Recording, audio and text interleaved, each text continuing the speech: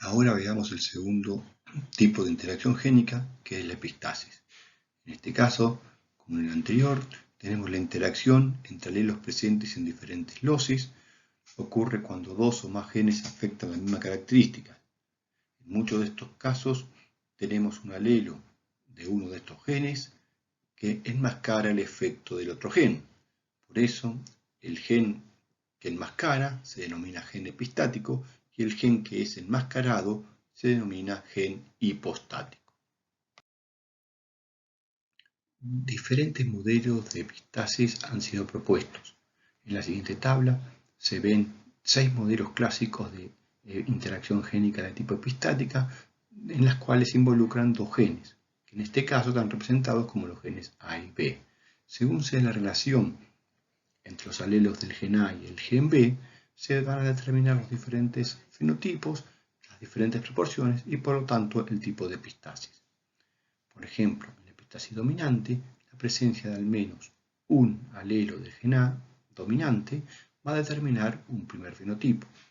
La presencia de un alelo dominante del gen B sin que esté presente el alelo dominante del gen A determina un segundo fenotipo, mientras que la presencia de un doble homocigota recesivo determina un tercer fenotipo. En este caso, en el caso de la epistasis dominante, esta interacción entre alelos nos da una proporción fenotípica de 12:3:1.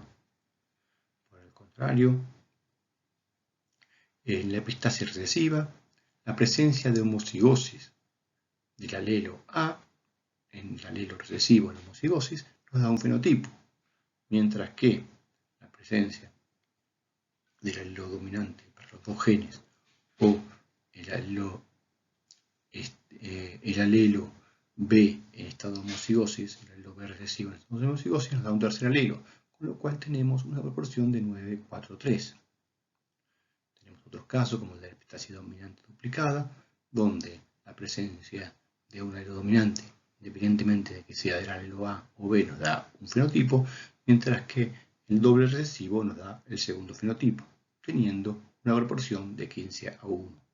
Y así podemos ver cómo diferentes tipos de interacciones nos da diferentes tipos de proporciones.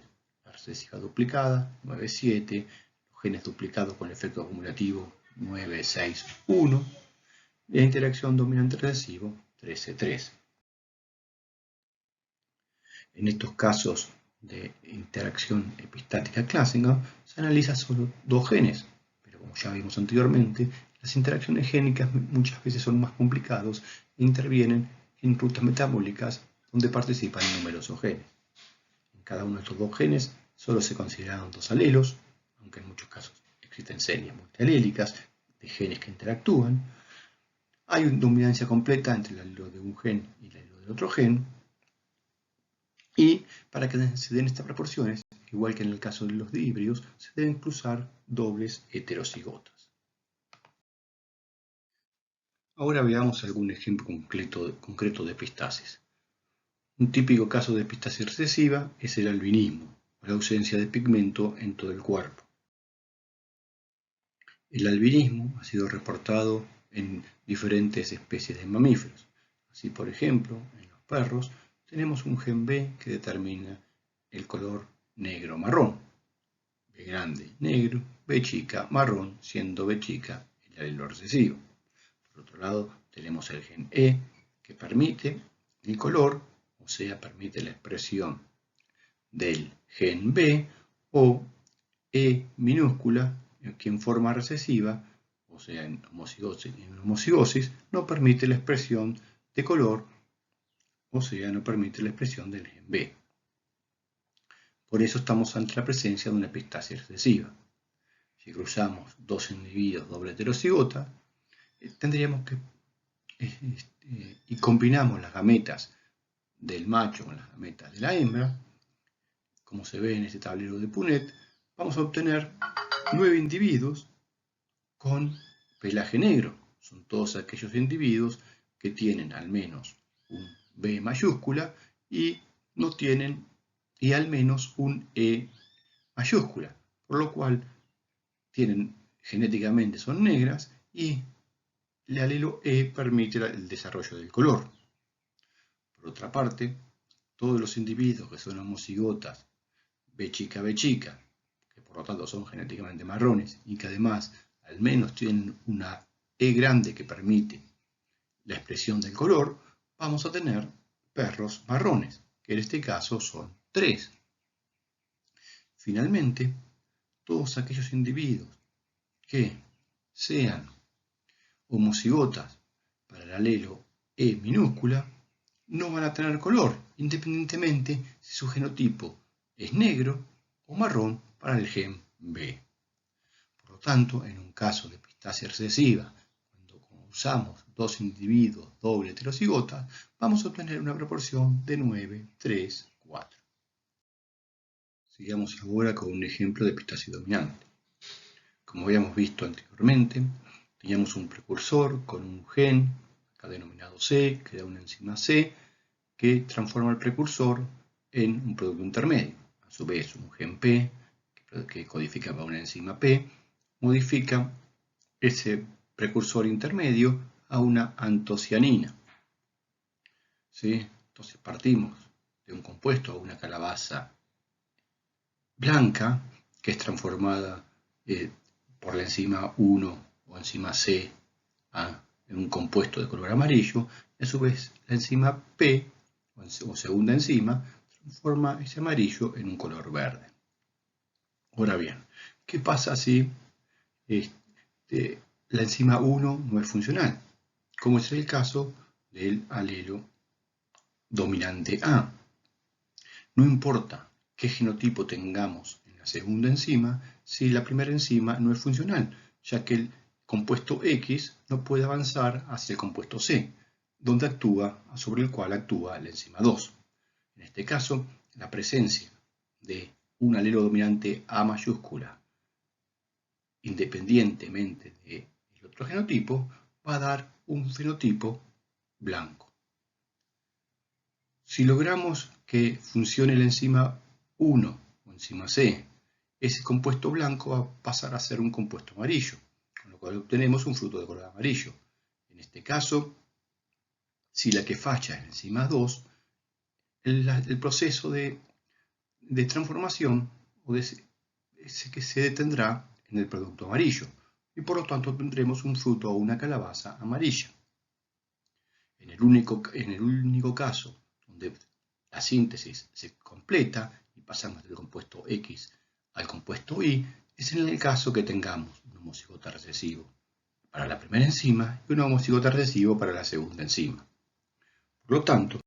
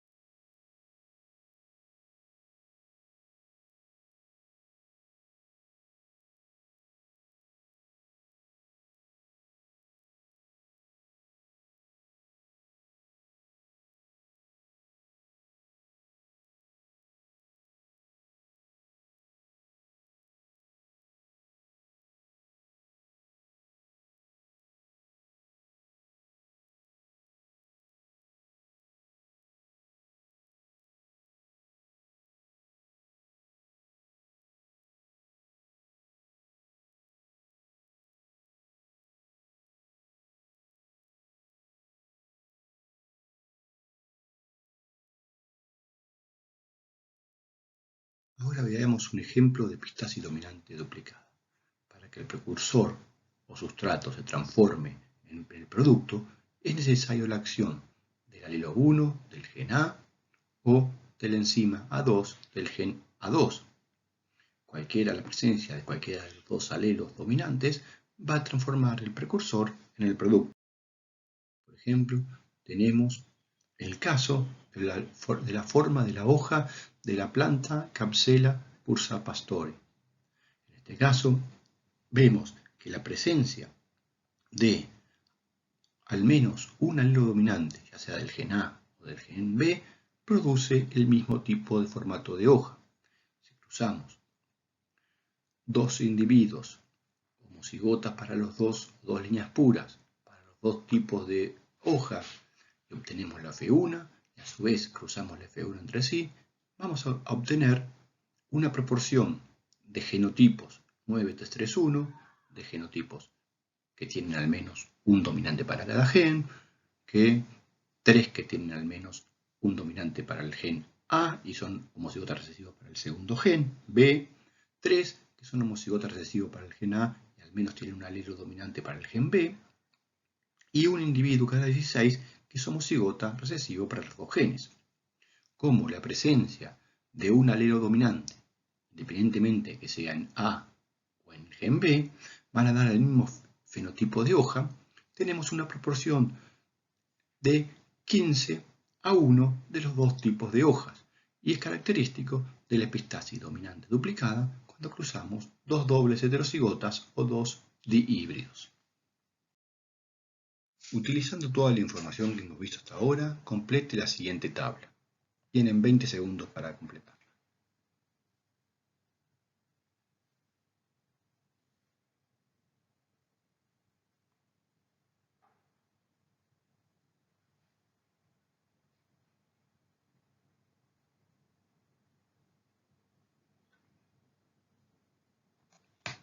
Bueno, en el caso de los dihíbridos o segunda ley de Mendel, tenemos dos genes, cada uno de los cuales determina para un carácter diferente, por lo cual tenemos dos caracteres.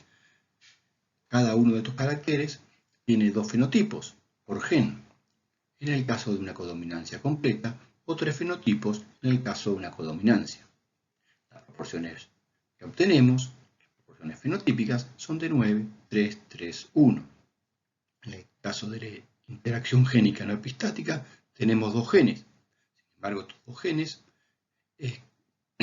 interactúan para determinar un solo carácter. El número de fenotipos es 4 y las proporciones fenotípicas son de 9:3:3:1. En el caso de la epistasis que hemos visto, también tenemos dos genes que interactúan para codificar o para determinar un solo carácter. El número de fenotipos es variable según el tipo de epistasis, puede variar entre 2 o 3 fenotipos por carácter. En el caso de las proporciones, también es variable según el tipo de epistasis.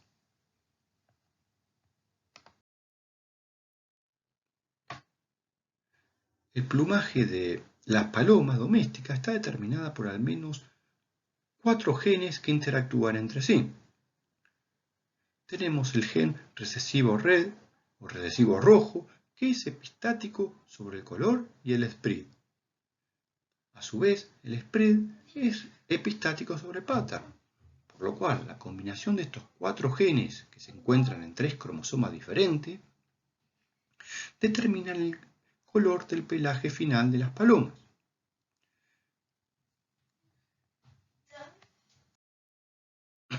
Bueno, es todo por hoy. Nos vemos la semana que viene. No duden en consultar al foro de Genética General. Muchas gracias.